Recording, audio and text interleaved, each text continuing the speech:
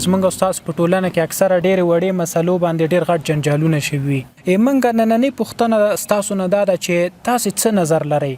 جنجالونه څنګه حل کو او ولې جنجالونه لویږي اوس دغه زیاتره جنګونه چې سوي دي دغه موږ مخکې معلوم دارو دغه کلي او منطقو کې به جنګونه ډېر کېدل خو دغه رقم په عادي خبرو وړکۍ خبرو باندې ورغلل یو ګذشت ډېر مهمه ده یو بل ته ګذشت وکړي دا پر کوچنۍ خبرې چې جنګ جنجال دا په اکثره په ټولنه کې کېږي چې تعلیم ونه لري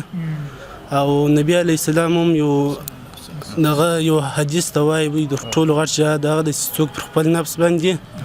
کنټرول ولري خپل نفس اداره کړي یو کس ولنشي یولو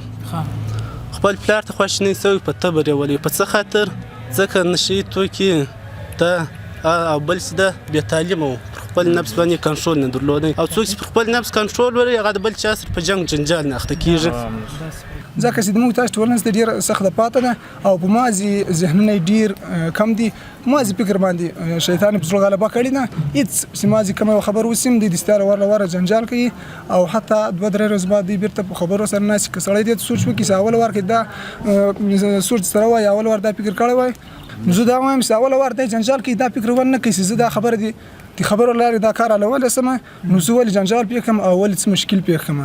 چې څوک مصروف نه د خپل یو غټ جنجال څوک مصروف نه خامخا به جنجالونه کوي بالي خیر ډیره مننه دا چیرې موږ د خلکو لري چې په ولسوالۍ په ساته میاشت کې او کانفرنس وشيږي یا مثلا د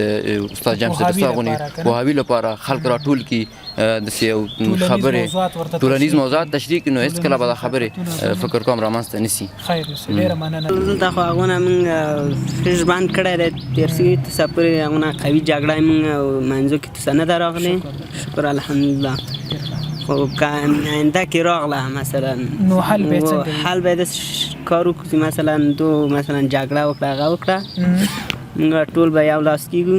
د دوړه به سره په خلا کوي ډیره خدای ډیره مننه ځینې خلک دي چې بیخي د کوچنۍ خبرې څخه غټې خبرې جوړوي جنګونه پیښیږي بدوی پیښیږي لکه په افغانستان کې موږ په هر ولایت کې نمونې لرو